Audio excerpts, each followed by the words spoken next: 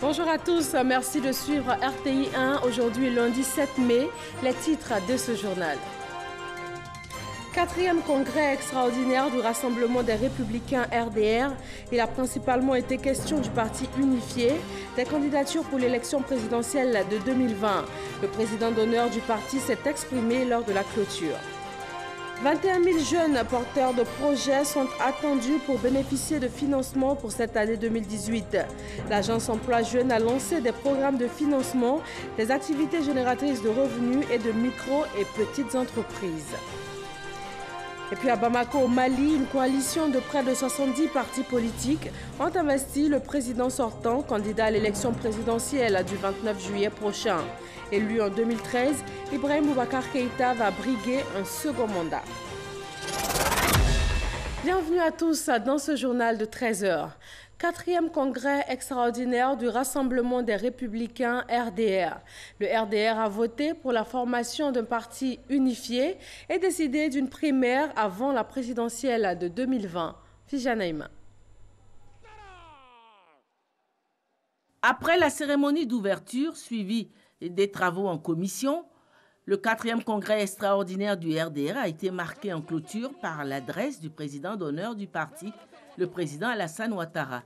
Une intervention qui est venue consolider les conclusions du congrès quant à la nécessité d'aller au parti unifié, sur la forme que prendra l'union qui sera réalisée, sur la construction du parti unifié qui va démarrer bientôt, sur le soutien des candidatures pour l'élection présidentielle de 2020. Tout d'abord sur la nécessité d'aller au parti unifié. Le parti unifié, je dirais, est une chance pour nous et pour les générations à venir. C'est dans le parti unifié que nous consoliderons la paix et que nous préserverons durablement les acquis de notre gouvernance, le développement de notre pays et l'unité nationale. L'égoïsme ne mène nulle part, mais la solidarité donne toujours des résultats satisfaisants. Sur la forme de l'union qui sera réalisée, le président d'honneur du RDR est clair sur la question. Il ne s'agit pas d'une fusion des partis. Je sais que certains parmi vous ont encore des doutes, des incompréhensions. Je sais même que certains sont même réticents quant à l'idée du RHDP. Je vous demande de me faire confiance et je voudrais vous rassurer que le RDR ne disparaîtra jamais. Aucun parti membre du RHDP ne disparaîtra, car nous avons pris les dispositions et cela a été reflété cet après-midi dans les statuts que tous les partis membres du RHDP figureront dans le logo du RHDP. Oui, nous figurerons tous dans le logo du RHDP. Donc, nos partis ne disparaîtront pas. En réalité, ce qui se développe, c'est les retrouvailles des enfants de Félix Houphouët-Boigny pour bâtir la Côte d'Ivoire dans la paix, dans l'union, la discipline et le travail pour des décennies et des décennies. Vous pouvez me faire confiance, je n'accepterai jamais la mort subite du RDR, comme certains l'ont fait penser. L'heure est désormais à la formation du parti unifié. Le président d'honneur du RDR en a spécifié le processus. Maintenant que nous avons les textes fondateurs et l'accord politique, et conformément à la volonté exprimée par nos militants, je demande à la direction du RHDP de procéder au dépôt des textes au ministère de l'Intérieur pour créer le RHDP. Et pour la consolidation du RHDP, je propose l'organisation du congrès constitutif du RHDP dans les meilleurs délais pour nous permettre d'asseoir le RHDP dans toutes les régions de notre pays. Sur le soutien des candidatures à l'élection présidentielle de 2020 au sein du Parti unifié, le président d'honneur du RDR clarifie le débat. Une élection présidentielle se prépare plusieurs années à l'avance.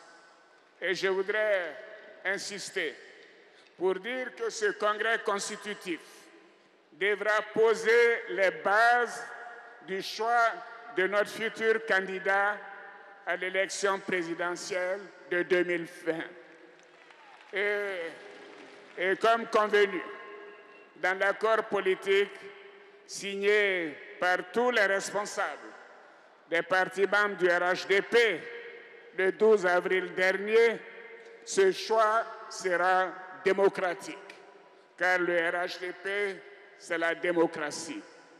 Et j'ai toujours indiqué que tout le monde pourra être candidat en 2020.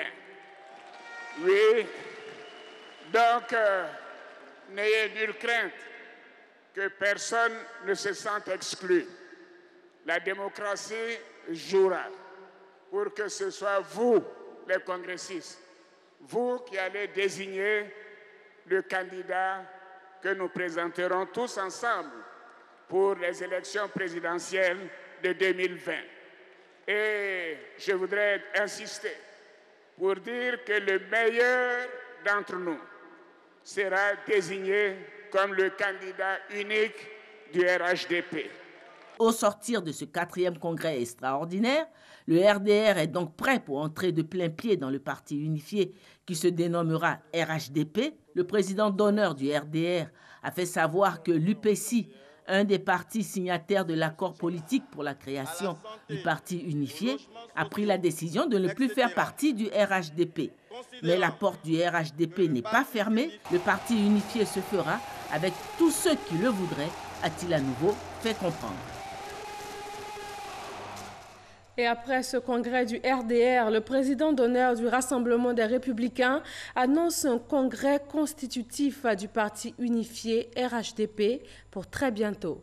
Ahmed Traoré et Abou Sanogo. Les congressistes ne se sont pas fait prier pour adopter les résolutions sorties des travaux en commission. Les textes fondateurs du parti unifié RHDP et le rapport général ont été adoptés à main levée, sans vote à bulletin secret. Une mobilisation au service du RHDP pour une Côte d'Ivoire unie, une Côte d'Ivoire en paix et une Côte d'Ivoire au travail.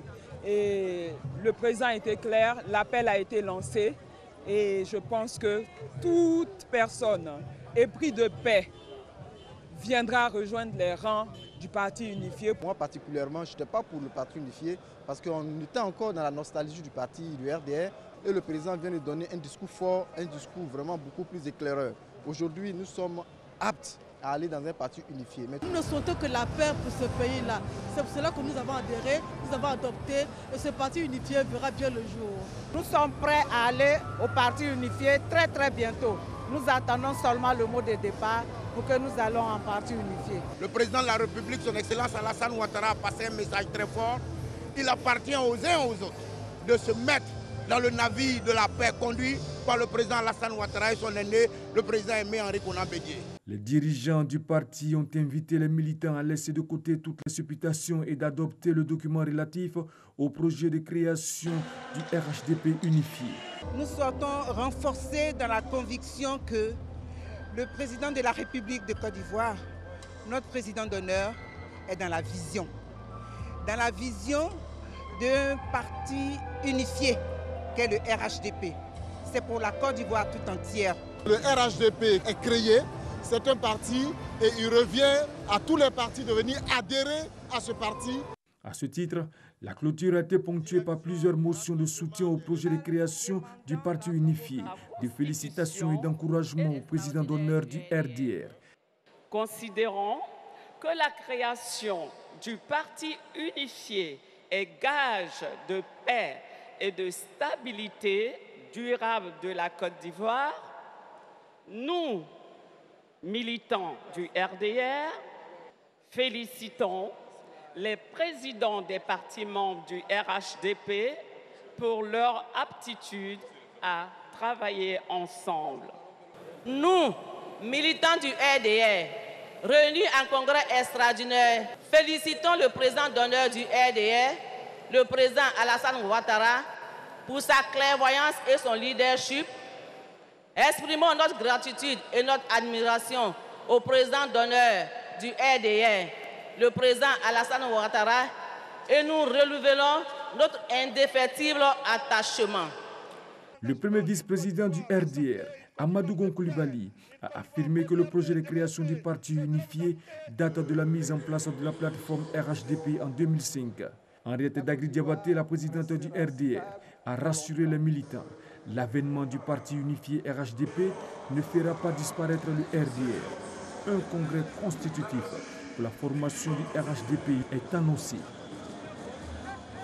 Dans l'actualité économique, comment augmenter le taux de recouvrement des amendes forfaitaires et judiciaires qui est très faible en Côte d'Ivoire? Le Trésor public a annoncé une réflexion et plusieurs solutions ressortent, notamment engager des poursuites contre les personnes qui ne versent pas dans les délais les amendes.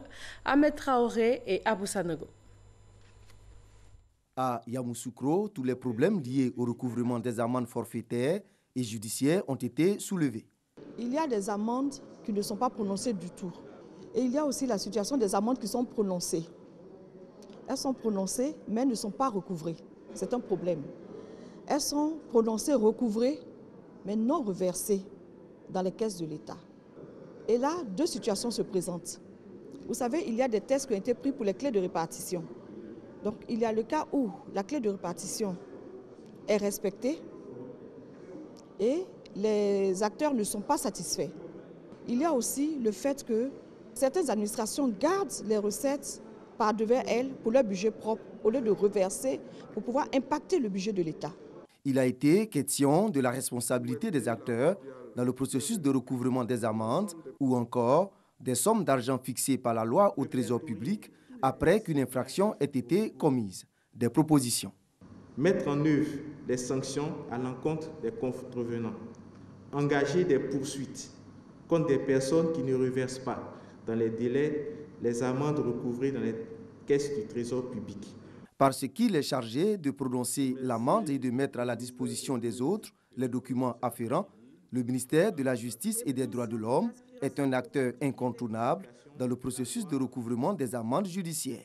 Les magistrats du parquet en particulier qui exécutent les décisions de justice se mettent en ordre de bataille pour que les actes de recouvrement puissent être établis, puissent être exécutés, puissent être transmis. Nous avons des problèmes de localisation dans nos pays, mais ce que nous demandons et ce que la justice doit faire aujourd'hui en synergie avec le ministère de l'Intérieur et les policiers qui font les enquêtes, c'est de recueillir le maximum d'informations au moment même où le délinquant est appréhendé. Il y a un manque de communication, mais le garde des Sceaux, ministre de la Justice, nous a instruit de communiquer de plus en plus sur l'activité judiciaire. Ces mesures pourraient augmenter le taux de recouvrement des amendes judiciaires. Plus de 131 millions de francs CFA recouvrés entre 2012 et 2016 sur un total de plus de 5 milliards 37 millions de condamnations prononcées sur la même période dans 11 tribunaux. Les amendes judiciaires et forfaitaires constituent un potentiel interne substantiel duquel l'on pourrait tirer d'importantes ressources pour le financement du budget de l'État. La promotion du civisme fiscal dans tous les secteurs d'activité reste l'objectif visé par le Trésor public. C'était un reportage signé Francis Boifo. L'agence Emploi Jeunes lance des programmes de financement des activités génératrices de revenus de micro et de petites entreprises. Cette année, ce sont 21 000 jeunes porteurs de projets qui sont attendus pour bénéficier de financement. Ils doivent dans un premier temps s'inscrire sur la plateforme de l'agence Emploi Jeunes. Isaïo. Les jeunes porteurs du projet peuvent se rapprocher de l'agence Emploi Jeunes pour bénéficier de financement. L'information a été donnée par l'administrateur de l'agence Emploi Jeunes au cours du lancement des programmes de financement d'activités génératrices de revenus et de micro et petites entreprises. On a un dispositif de conseil projet. Vous soumettez votre projet sur le site et vous êtes tout de suite encadré par un conseiller projet qui vous aide à monter votre projet en fonction des réalités économiques et sociales du pays. L'un des facteurs qui freine l'éclosion des petites entreprises chez les jeunes est la pression fiscale. L'État a désormais pris des dispositions afin de faciliter la création des PME. Pour des entreprises nouvelles qui entendent être créées, elles peuvent bénéficier de mesures de faveur. Il en va ainsi en matière d'impôts fonciers en début d'activité. Lors de la création de l'entreprise, il y a une exonération de 25% du montant de l'impôt foncier sur une période de 2 ans. Et en matière de contribution des patentes, l'année de création et les 2 années suivantes, vous avez une exonération totale de la contribution des patentes. Au cours de cette cérémonie de lancement, certains bénéficiaires des années antérieures sont venus rendre des témoignages afin d'encourager les jeunes à croire au programme d'insertion des jeunes. Je prenais l'huile dans les bons prix là, et livré aux femmes, aux vendeuses. Et c'est là quand j'ai vu à la télé, je me suis rendue, en même temps j'ai fait mon projet et j'ai soumis ça sur la plateforme. Et c'est là on m'a appelé. J'ai reçu 3,5 millions que je prends actuellement, que je travaille avec. Vraiment, je suis satisfaite. J'ai appris que l'agence Approche Jeune, on peut aider les seniors malgré leur âge. J'ai fait l'élevage du lapin. Et pour développer mon activité, je suis allé vers l'agence Approche Jeune, aujourd'hui qui m'a aidé à avoir un prêt de 4 798 000, vraiment qui m'a fait asseoir aujourd'hui, faire créer une entreprise dont je suis fier. 14 000 jeunes ont bénéficié du programme de financement d'activités génératrices de revenus l'année dernière. Cette année, l'agence Emploi Jeunes vise 21 000 jeunes porteurs de projets. Les femmes entrepreneurs de Côte d'Ivoire sèment la graine du leadership dans les écoles. Elles veulent inculquer des notions d'entrepreneuriat aux jeunes filles afin de les rendre très tôt autonomes. Une rencontre a eu lieu entre l'organisation des femmes entrepreneurs engagées et solidaires et les jeunes filles du lycée moderne de Cocody en Gré. Serge Coléa. D'un côté, des filles du lycée moderne d'Angré, de l'autre, les fées, les femmes entrepreneurs engagées et solidaires. Au centre des échanges, l'entrepreneuriat. Ces femmes, qui se sont distinguées dans divers domaines d'activité comme le journalisme et l'art, veulent transmettre ici le secret de leur réussite à ces jeunes filles, graines de l'élite ivoirienne. Le réseau des fées que je préside a décidé, dans le cadre de ses activités communautaires, de s'orienter vers les écoles pour commencer à semer la graine au niveau des jeunes filles pour qu'elles puissent se considérer désormais comme le futur de leur famille, de leur communauté et de cette nation avec des valeurs et qu'elles se disent qu'elles doivent avancer dans la vie, entreprendre tout ce qu'elles font avec dignité et ambition. Avec les élèves, je leur ai parlé de mon parcours dans l'objectif d'inspirer la jeunesse et de dire à ces jeunes filles que tout est possible, qu'elles n'ont pas de barrière à se mettre. Si elles ont envie de réussir, elles pourront le faire. De loin ou même de très près, aucun secret n'a été passé sous silence. Des échecs au moment les plus heureux, en passant par les balbutiements, les fées se sont livrées entièrement à leurs hôtes du jour. Des confidences visiblement édifiantes. J'ai retenu que grâce au travail et à la persévérance, vraiment, tu peux y arriver. Elles m'ont beaucoup aidé, elles m'ont guidé. J'ai appris que bon, faut jamais relâcher, il ne faut jamais laisser tomber. En tout cas, quelles que soient les situations, il faut toujours se relever. Quel que soit ce qui se passe, en tout cas, ne jamais baisser les bras. C'est en 2017 que ces femmes, au nombre de 50, se sont constituées en association avec pour objectif de participer à l'autonomisation de la femme en Côte d'Ivoire. En plus des conseils prodigués aux jeunes élèves, elles œuvrent au développement du leadership féminin. Le Centre des métiers de l'électricité et le Conservatoire national des arts et métiers ont signé une convention. Elle porte sur la première licence professionnelle française dispensée en Afrique de l'Ouest. Et ce sera effectif dès la rentrée prochaine. Grâce Kando. Signature de convention entre le Centre des métiers de l'électricité et le Conservatoire national des arts et métiers. Le partenariat porte sur la première licence professionnelle française dispensée en Afrique de l'Ouest en énergie et développement durable, option efficacité énergétique, énergie de sources renouvelables, dont la première promotion devrait démarrer la rentrée prochaine.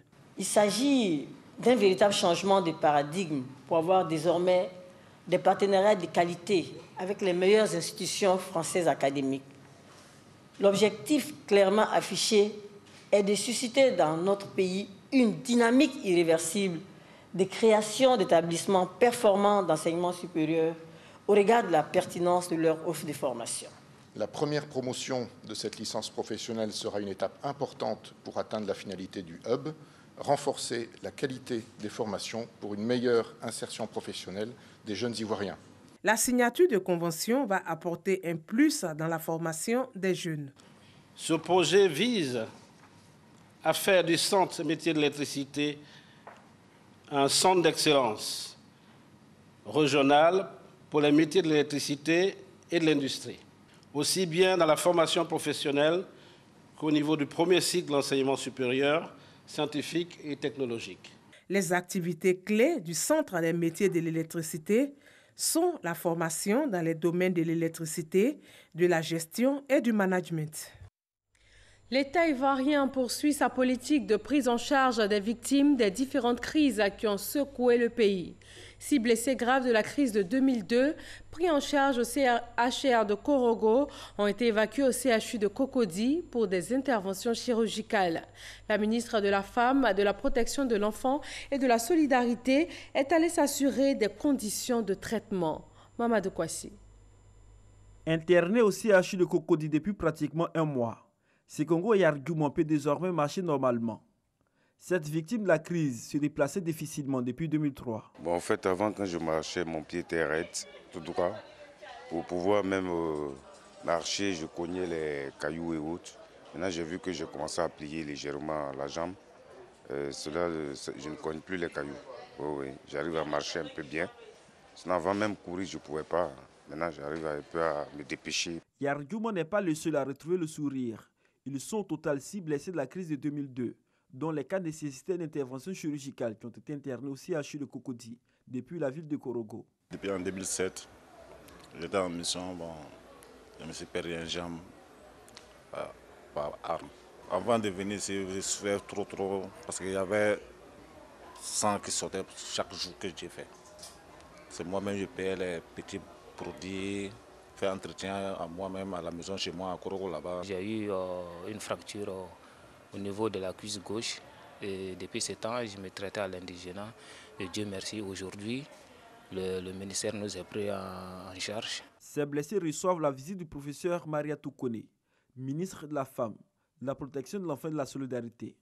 Elle est venue s'assurer du bon état de santé de ces 6 victimes de guerre. À chacune de ces victimes, elle a eu un message de réconfort et de soutien, avant de rassurer toutes les victimes de l'engagement de l'État de Côte d'Ivoire à les assister. Chacun dans sa zone va recevoir une prise en charge. Et si ça nécessite une évacuation vers d'autres structures, c'est le ministère de la Santé seul qui est disposé à dire que telle personne doit aller dans telle ou telle structure. Et ce qui fait que parfois nous avons des malades qui vont même à l'extérieur. Nous avons eu des malades qui sont allés, des victimes qui sont allés au Maroc et qui sont allés dans des structures privées.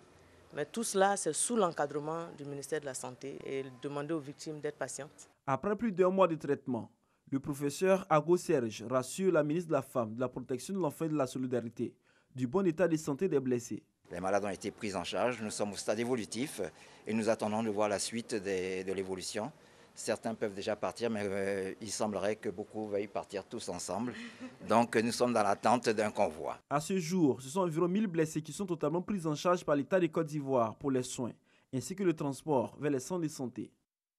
La réduction du taux de mortalité maternelle, néonatale et infantile, le combat quotidien des sages-femmes de Côte d'Ivoire. Elles ont réitéré cet engagement à l'occasion de la Journée internationale de la sage-femme le 5 mai dernier. Sam Kona. Les sages-femmes de toutes les localités du pays se sont donné rendez-vous dans la cité portuaire autour du thème national qui est la qualité au cœur de la pratique de la sage-femme pour réduire la mortalité maternelle, néonatale et infantile. Chaque année, nous prenons l'engagement et nous continuons de prendre l'engagement que nous sommes là pour la population. Nous œuvrons à la qualité des soins et nous disons toujours à la population que les sages-femmes sont là pour elles. Nous sommes dans nos services et nous les attendons pour être amis de la femme. C'est le slogan maintenant de l'association, la sage-femme, amie de la femme. Selon un rapport de l'OMS, l'Organisation mondiale de la santé, 350 000 femmes meurent pendant la grossesse ou dans les premières heures de l'accouchement. Plus de 2 millions de nouveau-nés décèdent dans les mêmes délais. Et c'est pourquoi le représentant de l'UNFPA plaide pour un renforcement des capacités des sages-femmes. Les autres intervenants ont tous abondé dans le même sens, tout en invitant les sages-femmes à relever le défi de la réduction de la mortalité maternelle, néonatale et infantile. En prélude à la célébration officielle de cette journée, des activités foraines ont été menées dans 10 villes du pays. Parlons religion, l'Église évangélique de Réveil international a tenu la 6e édition de sa conférence annuelle des femmes évangéliques. La rencontre a eu lieu autour du thème « Et Dieu créa la femme ». Abou Sanogo. Anne Désiré Ouloto à la 6e édition de la conférence annuelle des femmes évangéliques des Sœurs Ruth de l'Église évangélique du Réveil international Temple de Bethel à Koumassi. C'est dans ce cadre que les différents intervenants se sont engagés à soutenir les actions des femmes de l'Église du Réveil de Koumassi et les ont exhortées à jouer pleinement leur partition dans le processus de réconciliation. Marraine de cette 6e édition, Anne Ouloto a invité les femmes et les fidèles de cette communauté chrétienne à être des dignes ambassadeurs de Christ, partout où besoin se fera sentir. À ses filleuls, elle les a conseillé de prendre soin de l'environnement que Dieu a donné à l'humanité pour son épanouissement. L'ivoirien nouveau tel que nous le prenons dans la vision du président de la République, l'ivoirien nouveau, ce sera un ivoirien qui va plaire à Dieu. Ce sera un ivoirien qui ne tuera pas. Ce sera un ivoirien qui sera au travail. Ivoirien nouveau. Ce sera le bon citoyen qui prend soin de la chose publique, qui prend soin de son environnement, environnement que Dieu nous a donné gratuitement, avec amour. Cette édition qui a pour thème « Et Dieu créa la femme » avec pour objectif d'inciter la femme à occuper la place qui lui revient dans la société. En sport football, la première journée de la Coupe de la Confédération, la SEC Mimosa a battu 1-0 à Douana Stars du Ghana hier dimanche au stade Félix Houphouët-Boigny. Reportage. Belle entame de compétition pour les deux clubs ivoiriens en Coupe de la Confédération. Hier, la SEC Mimosa, qui recevait le champion du Ghana, Douana Stars, a eu son salut grâce à son meilleur buteur, Ahmed Touré, qui de la tête inscrit l'unique but de la rencontre. La SEC s'impose sur le score d'1-0 et se rassure avant la deuxième journée. Un peu plus tard, dans la soirée, le second représentant ivoirien, le WAC, pour ses débuts en Coupe d'Afrique, affrontait le Kara du Congo-Brazzaville. La détermination des écoliers a eu raison de l'expérience des Congolais. Ce, grâce au but de la 18e minute de Roland Zambi.